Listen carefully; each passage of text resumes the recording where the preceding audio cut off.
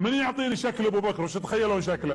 شكله نحيف جدا شديد النحافة، دقيق الساقين، يعني سيقانه نحيفة رضي الله عنه وارضاه، ما فيه لحم في الفخذ، اغلبها عظم، ولذلك ابو بكر نحيف جدا جدا جدا. وكان مثل ما قال اخوي غائر العيرين، غائر يعني عيونه داخله والعظم طالع، قليل لحم الجسم، ليس بالطويل ولا بالقصير، كان فيه انحناء بسيط، يعني اذا مشى تشعر من ظهره منحني شوي، ابيض، ذو لحية بيضاء كان يخضبها بالحنة، واذا حط فيها حنة تميل للحمار، واللي يراه يرى فيه الوقار، كانت جبهته بارزة، وكان انفه انف عربي، يقال انفه له ارنبة، يعني انف طويل يسمونها اليوم عندنا سلة سيف.